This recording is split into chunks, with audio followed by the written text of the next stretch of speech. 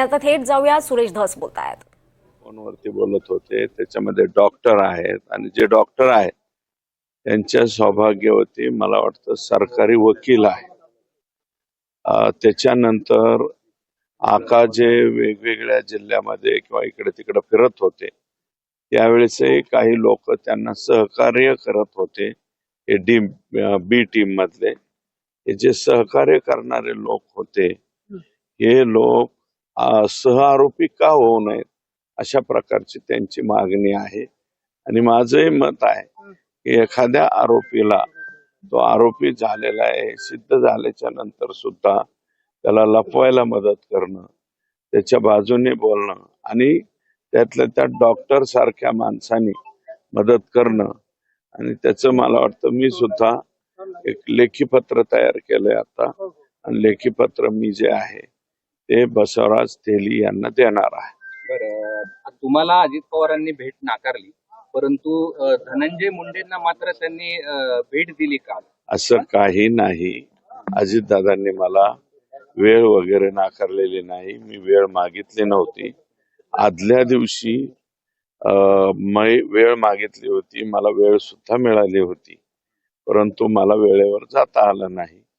अजितदादा हे वक्तशीरपणा पाळणारे आहेत आणि काल मी त्यांना वेळही मागितली नाही आणि मी गेलोय नाही.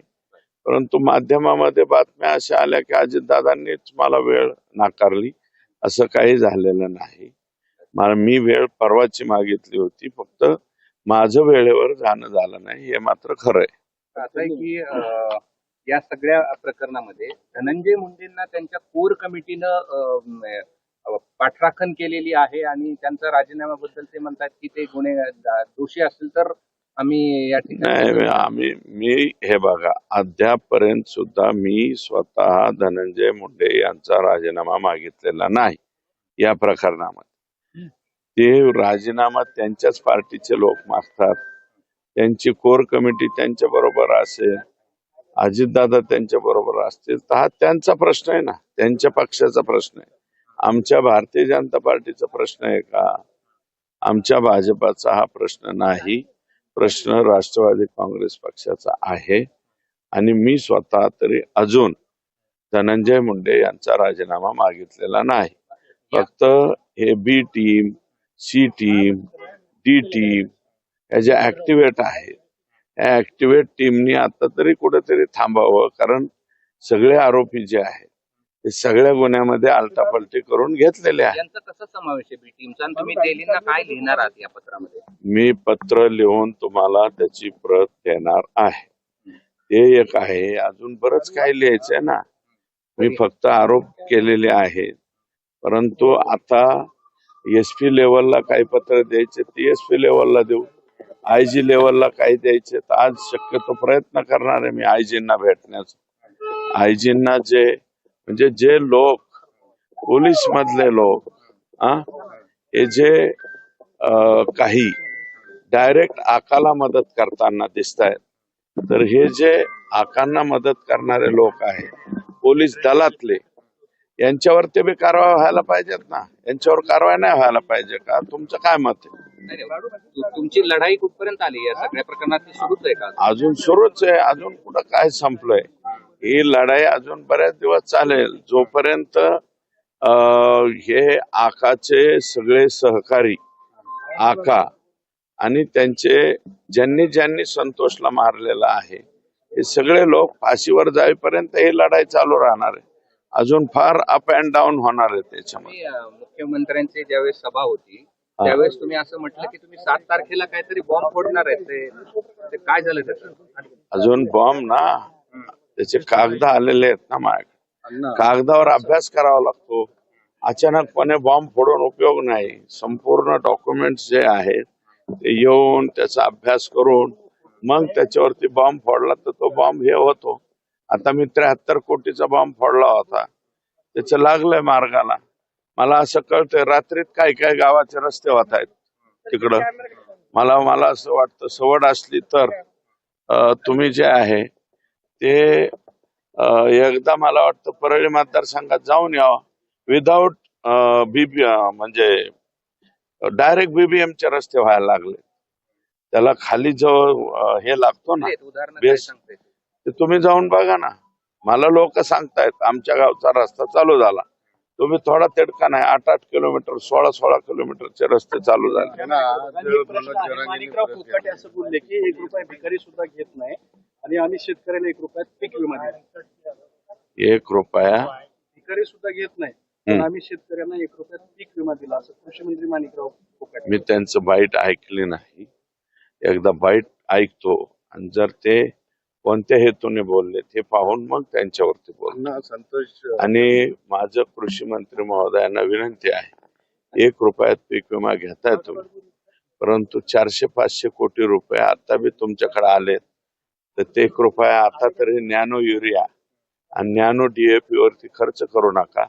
केंद्र सरकारने ज्या गोष्टीवरती म्हणजे उत्पादकता सोयाबीनची आणि कापसाची उत्पादकता वाढविण्यासाठी जे पैसे पाठवलेले आहेत केंद्र सरकारने, ते त्याच बाबीवर खर्च करावेत. नवीन कृषी मंत्र्यांनी एवढी त्यांच्याकडून अपेक्षा व्यक्त करतो. अण्णा, आज मनोज जरांगे पाटलांनी प्रेस घेऊन जातं संतोष हाते प्रकरणी त्यांनी शंका व्यक्त केली. 6 आरोपी केले जात नाही, माहिती दिली जात नाही, आरोपींना सोडण्याचा पूर्ण प्रयत्न केला जाणार आहे. असं झालं तर राज्यात उद्रेक होईल असं. हो, बरोबर आहे ना, त्यांचं म्हणणं बरोबर आहे की बाबा माहिती दिली गेली नसेल किंवा आरोपी. आता धनंजय म्हणलाय, केंडे साहेबांनी जे विचारलं तेच आम्ही सांगतो ना की आरोपी अजून बरेच राहिलेले आहेत. हे फक्त एवढेच आरोपी होऊन जमणार नाही. ज्यांनी ज्यांनी मदती केल्या, ज्यांचे CDR चेक करायला पाहिजे, त्या सगळ्यांचे पत्र जे आहेत ते आम्ही बी देणार आहोत. या लोकांचे तुम्ही CDR तपासा आणि CDR मध्ये जर हे लोक जबाबदार असतील तर त्यांच्यावरती कारवाई व्हावी, ते आरोपी व्हावेत. असे अनेक लोक आहेत. महादेव मुंडेच्या खून प्रकरणात आता पुन्हा एक अधिकारी बदलले आहेत. हो, मीच म्हणलो होतो ज्या वेळेस त्यांनी DYSP, सुरुवातीला मला काय वाटलं होतं की याचा तपास, माझी स्वतःची मागणी SP बीड यांच्याकडे LCB कडे हा तपास द्यावा, परंतु त्यांनी तसं केलं नाही. DYSP अंबाजोगाईकडे दिलं. मी त्याच दिवशी मला कळाल्याबरोबर मी SP परत फोन केला की तुम्ही SP साहेब ज्या DYSP कडे तपास देताय ते एवढे ऍक्टिव्ह नाहीयेत, ते डिऍक्टिव्ह माणूस आहे, तुम्ही कस काय महादेव मुंडेच्या याच्यामध्ये तपास दिला?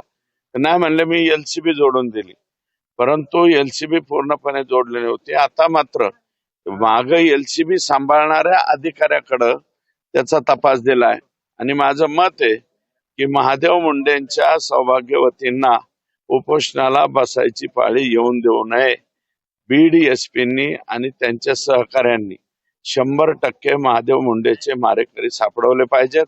कारण 15 महिने संपलेत, आता 16वा महिना चालू झाला. सुदर्शन गुल्हेचे व्हॉइस सॅम्पल घेतलेले CDR, काय त्याच्यात निघेल तुम्ही थोडे अंदाज व्यक्त करा. हे पहा, हे पोलीस तपासाचा भाग आहे, त्याच्यावरती आम्ही काय बोलावं? व्हॉइस सॅम्पल वरती पोलीस तपासावर म्हणजे अमका हिरो हिरोईन बरोबर काय बोलला याचे सॅम्पल निघतात ना 10-10, 15-15 वर्षाचे.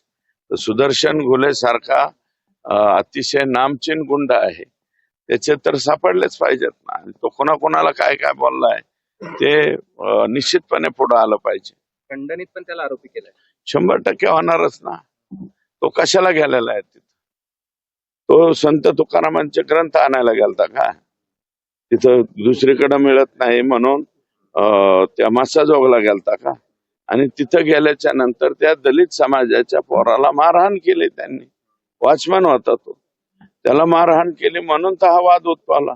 एका दलित समाजाच्या लेकराला वाचवायला गेला संतोष, आणि संतोष हा फार प्लेन पोरगा होता. तुम्ही त्याच्या गावात जाऊन आला असता, 1.5 कोटीची बक्षिसं त्यांनी मिळवली. आणि तो 100% भविष्यातला आमचा भारतीय जनता पार्टीचा जिल्हा परिषद सदस्य राहिला असता. एवढ्या ताकदीचा पोरगा होता आणि कधीच कोणाबरोबर काही वाद केलेला नाही. एवढा नम्र आहे.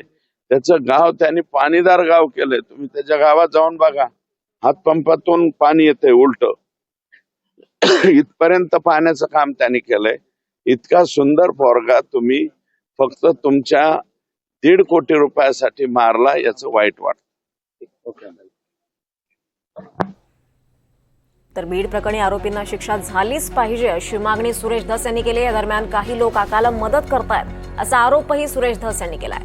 मदत करणाऱ्या पोलिसांवर कारवाई व्हावी अशी मागणी धस यांनी केली आहे. दरम्यान धनंजय मुंडे यांच्या राजीनाम्याच्या मागणीशी भाजपचा संबंध नाही असं देखील स्पष्टीकरण सुरेश धस यांनी दिलं आहे.